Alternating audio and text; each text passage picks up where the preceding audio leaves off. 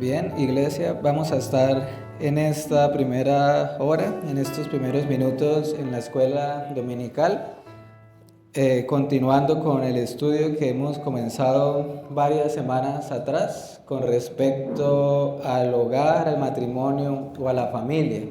Ya hemos avanzado en varios elementos importantes de este tema relacionado con la familia y con el matrimonio. Y recordemos, hermanos, que las primeras enseñanzas que estuvimos viendo éramos específicos con respecto a los deberes específicos que tenían tanto los esposos como las esposas en el matrimonio.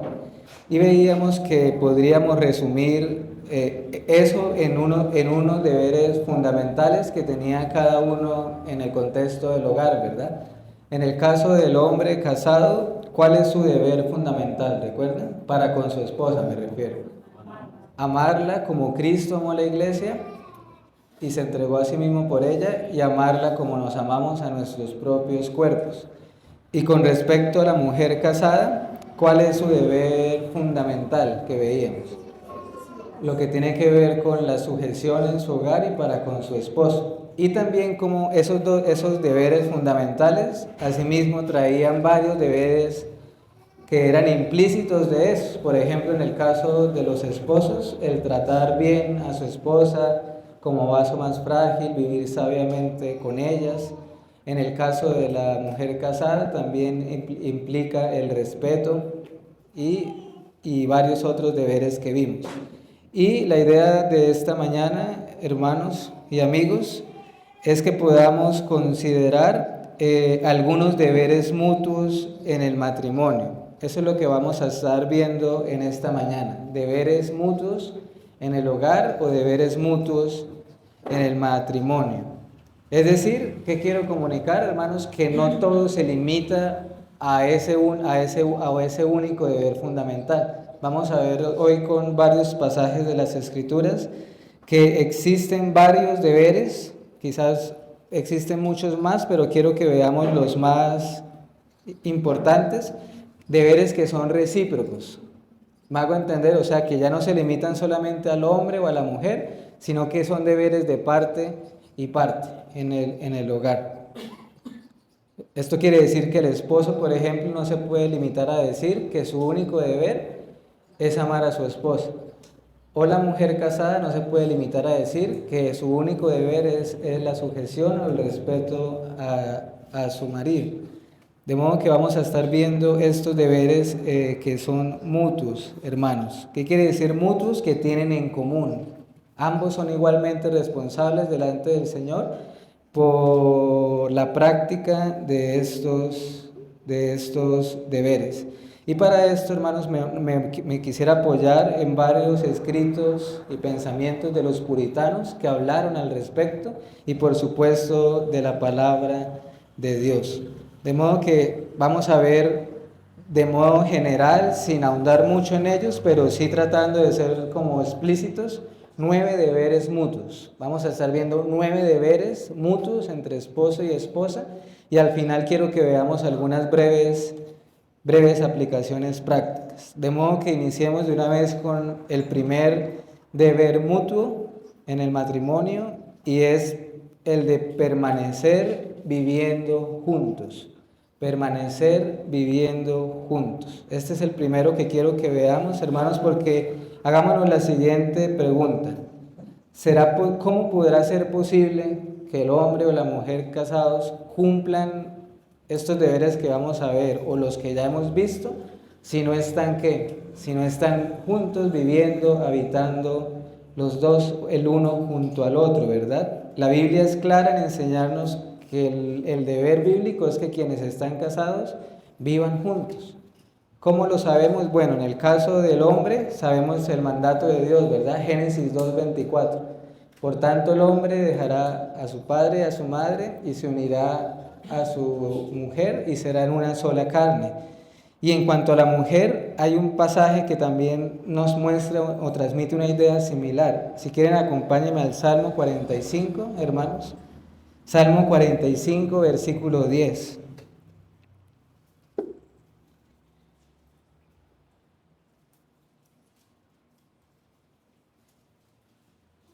Salmo 45, versículo 10, dice, por ejemplo, este texto: Oye, hija, y mira, e inclina tu oído, olvida tu pueblo y la casa de tu padre. Aquí, hermanos, está el mandato al hombre de dejar a padre y a madre, ¿verdad? Y por ejemplo el del Salmo, aunque allí el contexto está hablando de las bodas con Cristo y su iglesia, sin embargo se puede ver el mismo principio. ¿Cuál? Que la esposa debe estar dispuesta a dejar su casa o a sus padres para ir a vivir junto a su esposo. De hecho, hermanos, ahorita recuerdo que en las leyes que Dios dio a la nación de Israel, por ejemplo, si quieren anotar la cita solamente, lo que voy a mencionar está en Deuteronomio 25:4. Ese texto dice que en el caso de los hombres, de los varones recién casados, ellos no debían ir a la guerra durante un año, dice ese pasaje, sino que debían permanecer en su casa para alegrar a la mujer que tomó por esposa. Obviamente de ese pasaje no podemos decir que el esposo debe quedarse un año sin trabajar o algo así, pero ¿cuál es el punto que quiero transmitir, hermanos? Que la Biblia le da importancia a que los matrimonios vivan y permanezcan juntos. Libre estará en su casa, dice ese pasaje. De modo, hermanos, que allí estos deberes mutuos que estamos viendo también son muy prácticos al mismo tiempo. Por ejemplo, eso nos dice que no es bíblico, ni bueno, ni saludable para un matrimonio que los esposos se separen por mucho tiempo, ¿verdad? Vivan por mucho tiempo separados. La Biblia es clara al respecto. Vayamos a 1 Corintios capítulo 7, hermanos. Vamos a ver algunos pasajes, pero quiero que por favor mantengan separado 1 Corintios 7, porque vamos a estar yendo en repetidas ocasiones a ese capítulo de la Escritura. Primera carta a los Corintios, capítulo 7, versículo 10 al 11.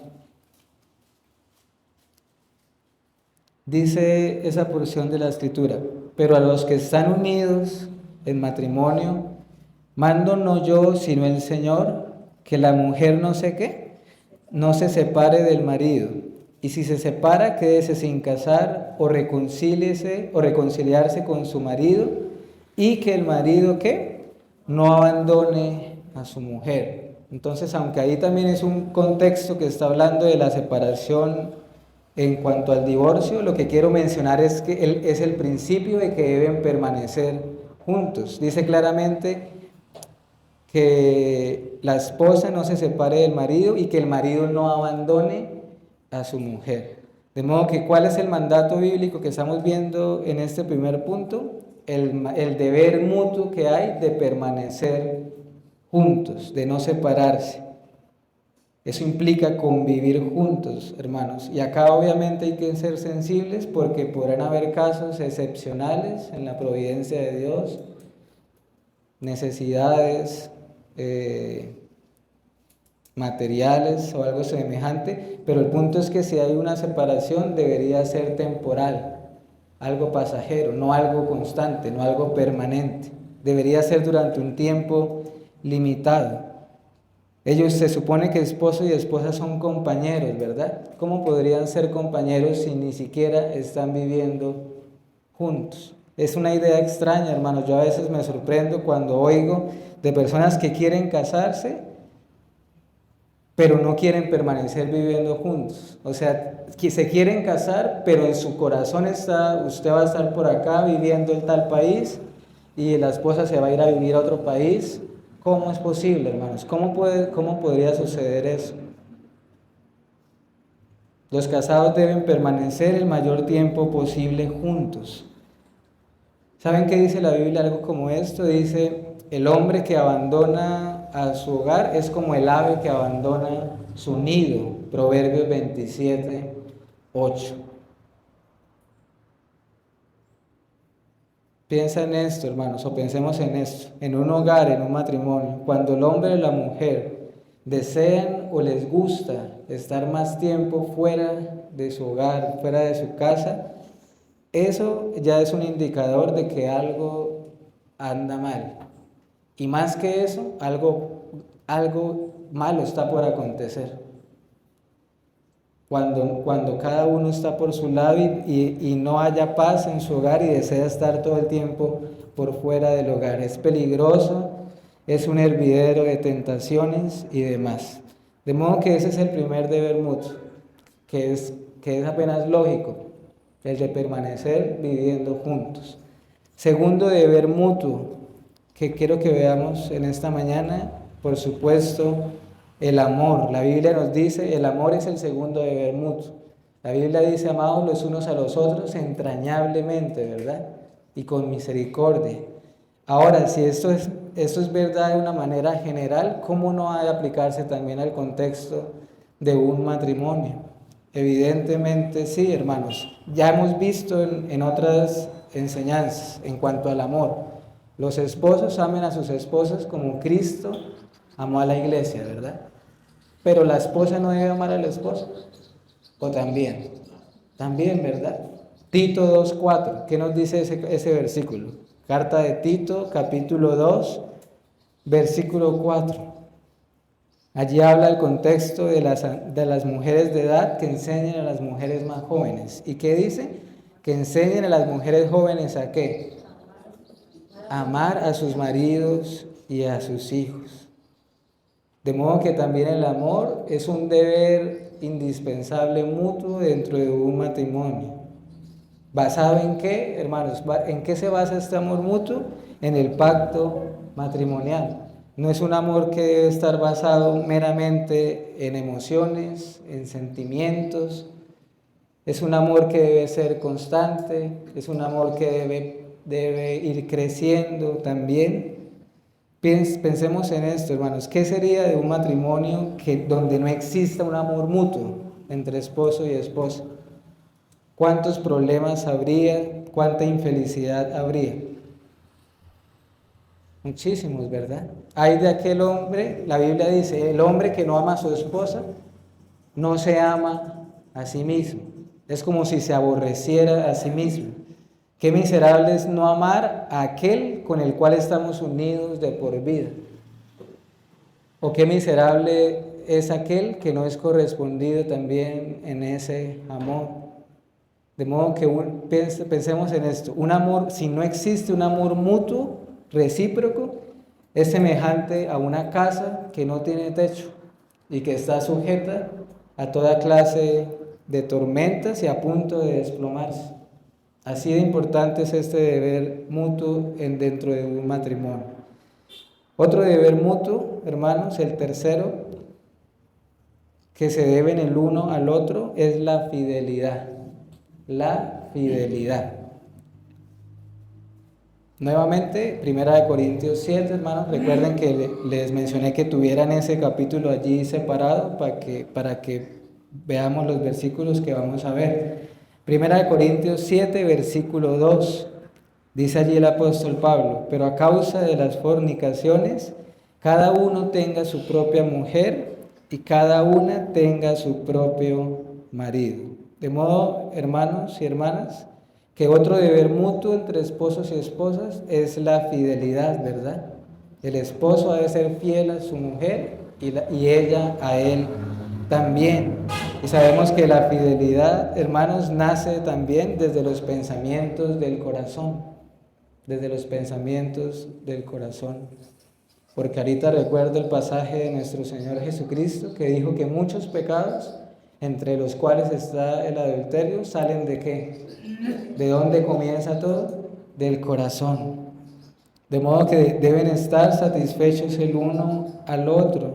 Piensa, hermanos, en los grandes...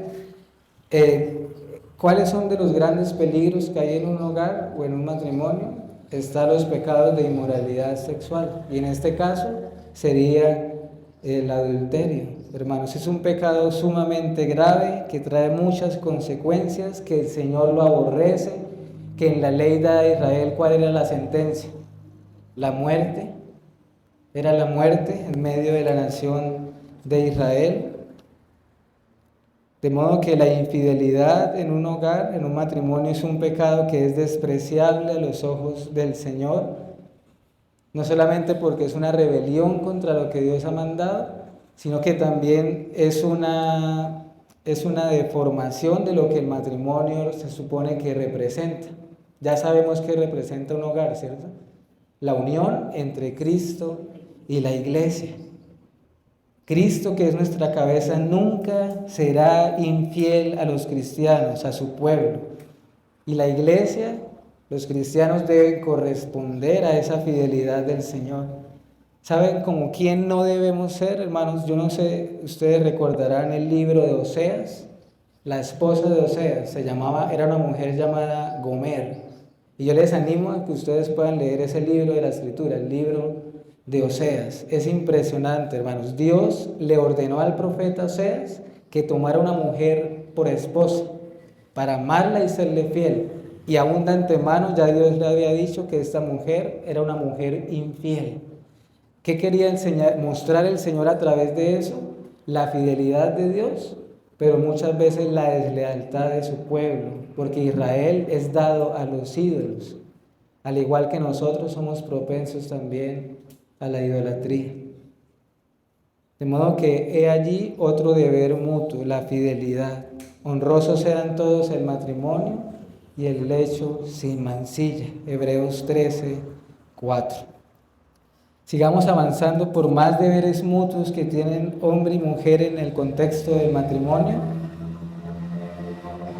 Otro deber, hermanos, sería la ayuda mutua. La ayuda mutua. Evidentemente, uno de los propósitos específicos que Dios dio a la mujer es el de ser ayuda idónea para el hombre, ¿verdad? Eso lo vemos en Génesis, cuando Dios creó a Eva con el propósito de ser la ayuda idónea para Adán. Sin embargo, hermanos, ¿será que es un deber que solo compete a la esposa? La esposa debe ser ayuda idónea para su marido, pero él también lo debe ser para ella en muchos aspectos. Por ejemplo, ellos deben ayudarse el uno al otro, no en algunas cosas realmente, en todo deben ser una ayuda al otro, un complemento. Estoy pensando, por ejemplo, en las aflicciones, en las pruebas, en las tentaciones, periodos de desánimo, de tristeza, en la enseñanza, en la instrucción. Y hermanos, la realidad bíblica es que en un matrimonio no todo es felicidad, ¿cierto? ¿Cómo lo sabemos? Primera de Corintios 7, ya estamos allí ubicados. Miren que dice Pablo acá. Él hace una advertencia. Primera de Corintios 7, versículo 27 y 28. Dice allí el apóstol: ¿estás ligado a mujer? No procures soltarte. ¿Estás libre de mujer? No procures casarte. Mas también si te casas, no pecas. Y si la doncella se casa, no peca. Pero mire lo que dice después. Pero los tales tendrán ¿qué? Los tales tendrán aflicción en la carne, y yo os lo quisiera evitar. Acá Pablo está diciendo que en un matrimonio tendrán aflicción en la carne. Ellos pasarán aflicciones que son propias del matrimonio y que tendrán que soportarlas. ¿Y para eso qué se requiere? Ayuda mutua, puesto que son un equipo o son como un cuerpo, ¿verdad? Pensemos nuevamente en el ejemplo de nuestro cuerpo físico.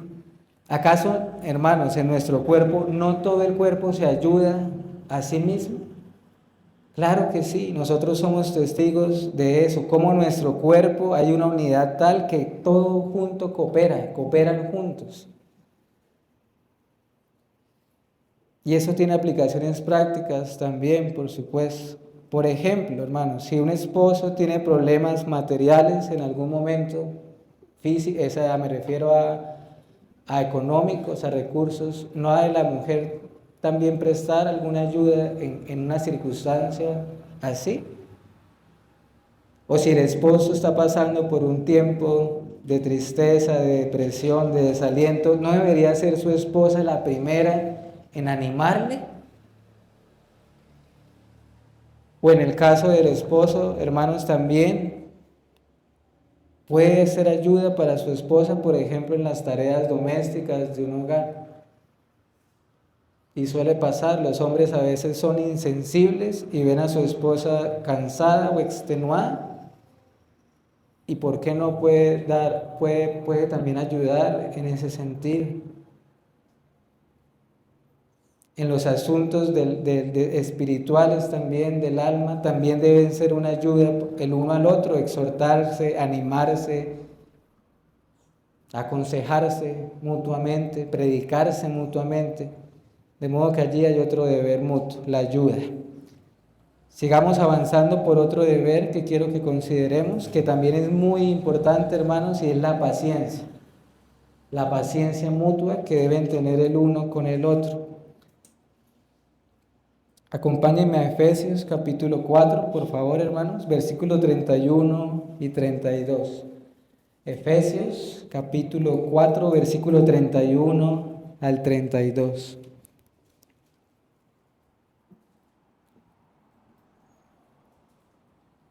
Dice allí: quítense de vosotros toda amargura, enojo, ira, gritería y maledicencia, y toda malicia. Verso 32. Antes sed ¿qué? Benignos unos con otros, misericordiosos, perdonándoos unos a otros, como también Dios os perdonó a vosotros en Cristo. De modo que acá tenemos otro deber importante mutuo en un matrimonio, hermanos. ¿Qué es lo contrario de la paciencia? Lo que acabamos de leer. ¿Qué es lo contrario de la paciencia? Amargura, enojo, ira, pleitos, problemas, peleas, falta de perdón. Incluso ese podría ser otro deber mutuo también, el perdón. Perdonados los unos a los otros. La paciencia, mis hermanos, es un deber de todo cristiano para con todos, ¿verdad? Nosotros le debemos paciencia a todos. Y cuánto más en el contexto del matrimonio, hermanos. La esposa debe ser paciente con su esposo y él con ella. Acá hay una realidad innegable, hermanos, que no deberíamos nunca dejar de tener en cuenta. Los matrimonios, el que está casado, no está casado con un ángel, ¿verdad? Los dos son una pareja con pecado, caída, ¿verdad? Y incluso aunque los dos sean cristianos, tienen pecado remanente los dos. ¿Y eso qué implica? Que se debe tener paciencia el uno para con el otro. Paciencia y perdón. Y para la paciencia se requiere dominio propio, se requiere templanza, se requiere un espíritu sereno, un espíritu tranquilo, no iracundo, no rencilloso. ¿Cómo nos podríamos nosotros imaginar una familia o un matrimonio sin paciencia? Donde no existe ese deber mutuo. Sería un ¿qué? Un caos completo, una guerra, ¿verdad? Sería un campo de batalla constante, permanente, todo el tiempo.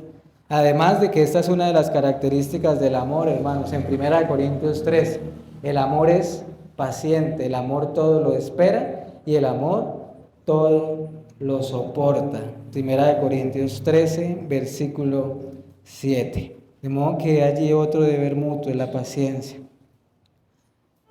Vayamos avanzando, hermanos, en los últimos que tenemos aquí o que he considerado en esta mañana, y el siguiente sería el deber de la preocupación espiritual del uno por el otro. Otra vez, 1 Corintios 7, versículo 16. 1 Corintios capítulo 7, versículo 16. Dice allí el apóstol Pablo: porque, ¿qué sabes tú, oh mujer, si quizás harás salvo a tu marido? ¿O qué sabes tú, oh marido, si quizás harás salva a tu mujer? La preocupación espiritual, hermanos. ¿Cuál es este deber? Que tanto el esposo como la esposa deben preocuparse por el estado espiritual de su pareja. ¿Y eso qué implica? También exhortar, amonestar, cuando vean pecados, obviamente en amor. ¿Cuál es el punto que quiero transmitir? Que el esposo o la esposa debe ser ese primer instrumento que Dios usa para el bienestar del alma de la otra persona. Deben ser un instrumento de Dios tanto para la conversión en caso de que sea un incrédulo, como el pasaje que acabamos de leer, o también para la edificación si los dos son creyentes. ¿Qué implicaciones prácticas podría tener esto? Bueno, implicaría, por ejemplo, que los esposos deberían con frecuencia conversar, hablar acerca de las cosas del Señor, de su palabra, adorarle juntos, hablar de las cosas celestiales. Deberían ser compañeros de peregrinaje, ¿verdad? Si son creyentes, rumbo a la ciudad celestial. Pensemos en esto. ¿De qué serviría tanta alegría aquí y ahora en un matrimonio? ¿O ser compañeros aquí y ahora? Y ser compañeros de tormentos en el infierno. Qué terrible sería eso, ¿verdad, hermanos? Por lo tanto, debe existir una preocupación mutua el uno por el otro. Algo recíproco. No es que solamente uno de los dos se preocupe, sino ambos, el uno al otro. Otro deber mutuo también podría ser la solidaridad o los intereses mutuos que tengan entre ellos. Nuevamente estamos allí, 1 Corintios 7, pero ahora quiero que leamos el verso 33 y 34. 1 Corintios capítulo 7, versículo 33 y 34. Pero el casado tiene cuidado de las cosas del mundo, de cómo agradar a su mujer. Verso 34. Hay asimismo diferencia entre la casada y la doncella. La doncella tiene cuidado de las cosas del Señor para ser santa así en cuerpo como en espíritu. Pero la casada tiene ¿qué? Cuidado de las cosas del mundo y de cómo agradar a su marido. De modo que los esposos no solamente se tienen que preocupar por agradar al Señor, sino también por agradar a su pareja, según lo que nos dice Pablo en estos versículos. Deben velar por los intereses que tengan mutuamente, o interesarnos por los intereses también de la pareja. Implicaciones prácticas de esto, por ejemplo, la pareja debería ser la primera en defender el testimonio o el buen nombre de su pareja cuando está siendo atacada, cuando está siendo calumniada.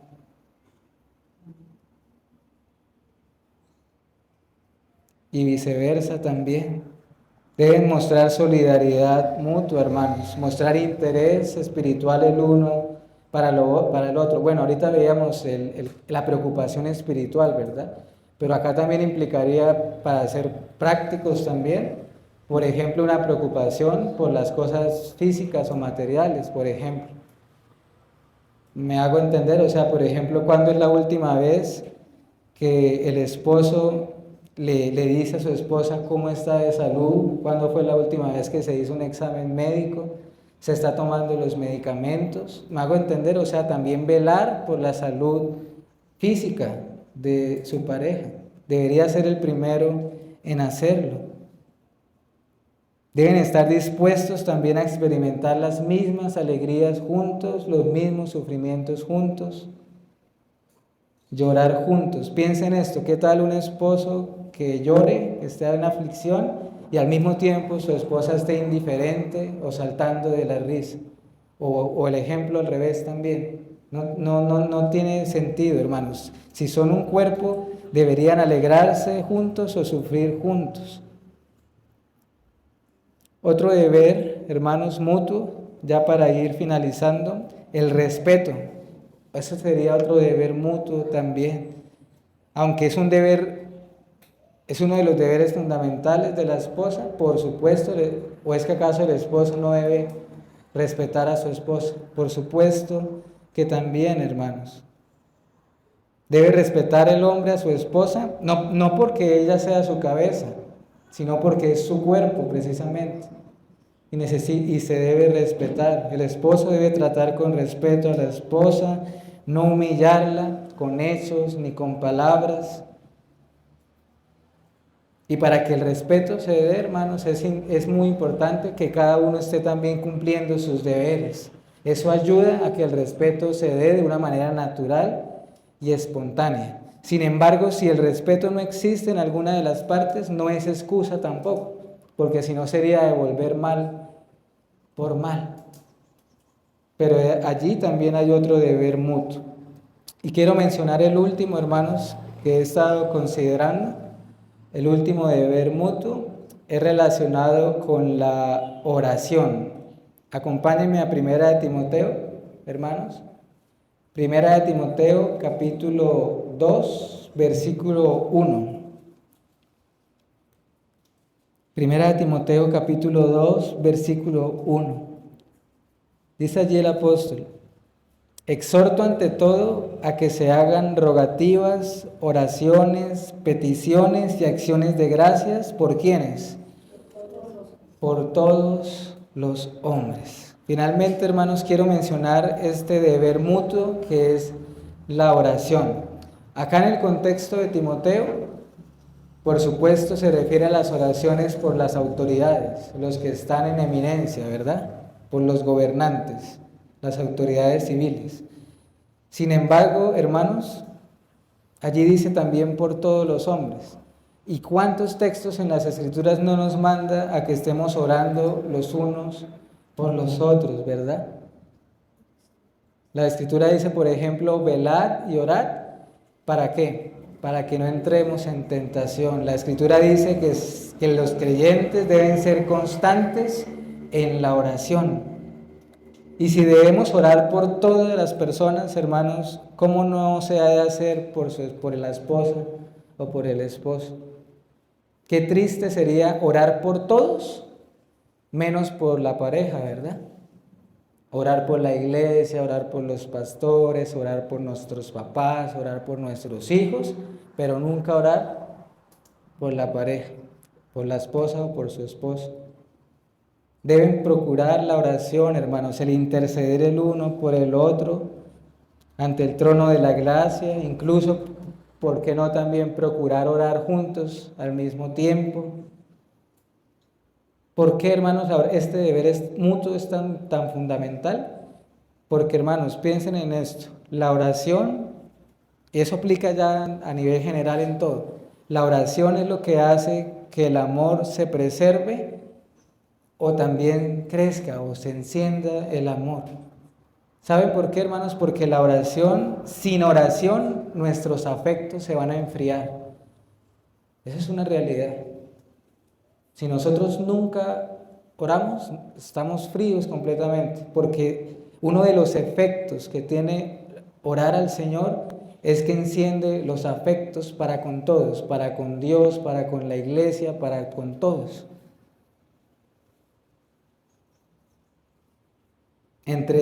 Tú quieres amar a alguien, hermano, debes orar por él. Allí inicia todo. Entre más oremos por alguien, más lo estamos amando. Y esto aplica para todas las esferas de la vida. Quiero finalizar, hermanos, con unas breves aplicaciones. No podemos enfocarnos solamente en los deberes fundamentales que vimos al principio. No es solamente el tema de amar a la esposa como Cristo amó a la iglesia, no es solamente el tema de la sujeción de la mujer al esposo, sino que miren cuántos otros deberes existen dentro de un matrimonio. Ahora, estos deberes que hoy hemos visto brevemente, hermanos, se aplica para todas las personas y para con todo nuestro prójimo, o por lo menos la mayoría de ellos, ¿verdad? Como les mencionaba ahorita, debemos ser pacientes para con todos, debemos amarnos los unos a los otros, respetarnos, preocuparnos, mostrar interés por los demás. Y eso implica, por supuesto, en el contexto de un matrimonio.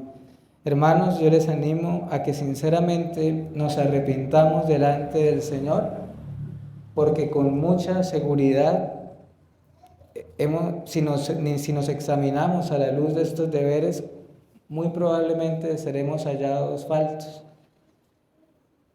y que hemos sido desleales en el cumplimiento de estos deberes. Hermanos, de nada sirve esto que estamos haciendo o este estudio que estamos llevando a cabo si no nos estamos exponiendo y tratando de aplicarlo de la manera más práctica en tu hogar y en el matrimonio. De nada sirve estar viendo estos mandatos, estos deberes, si no estamos procurando realmente aplicarlos a nuestra vida. Yo les animo, hermanos, y para mí también lo menciono, que se pueda hablar de estos deberes con tu esposa o con tu esposo y hablar estas cosas abiertamente, sinceramente, ver en qué se está fallando, en qué se está actuando y procediendo mal, y por la gracia del Señor poder reformar nuestros hogares cada día conforme al modelo de la Escritura. Y finalmente, hermanos, quiero terminar con esto. Piensa en esto. Muchos de estos deberes, nosotros como cristianos, los recibimos o los vemos beneficiados porque Cristo, que es nuestro esposo, nuestra cabeza, lo hace así con nosotros. Es decir, nosotros recibimos esto de Cristo, nuestra cabeza y nuestro esposo. ¿O es que acaso Cristo no ora por nosotros, sino intercede por la iglesia? ¿O Cristo no nos ama? Claro que sí, ¿verdad? Se entregó a sí mismo. ¿O Cristo no habita y permanece viviendo con nosotros por medio del Espíritu Santo? ¿O Él no se compadece de nosotros? ¿Él no nos socorre acaso en la tentación? ¿Él no es paciente para con nosotros todo el tiempo, permanentemente? ¿No permanece siendo Cristo Jesús fiel para nosotros porque no puede negarse a sí mismo? Aun cuando nosotros muchas veces no le correspondemos con lealtad, Él permanece siendo fiel. Entonces, hermanos, ¿no hemos de imitar a Cristo en esto? ¿No seremos capaces de dar lo que nosotros recibimos tan bondadosamente del Señor? De modo que Dios nos ayude, hermanos, nos perdone y nos conceda más de su gracia porque realmente la necesitamos. Vamos a orar.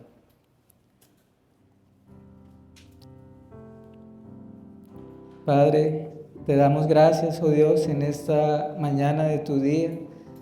Gracias por este tiempo de escuela dominical que nos has dado para poder considerar esta importante verdad, Señor, que tú has revelado de manera explícita en tu palabra. Te rogamos, Señor, para que nos ayudes a no hacer oídos sordos, a no resistir estas realidades, estos deberes, a no endurecer nuestros corazones. Te pido, Padre, para que tu Espíritu Santo ponga en nosotros convicción de pecado, nos redarguya, nos ponga deseos santos, Señor, de obedecerte. Hoy, Padre, junto a mis hermanos, te queremos rogar que seas tú bendiciendo cada hogar aquí representado, sus familias, los matrimonios, oh Dios.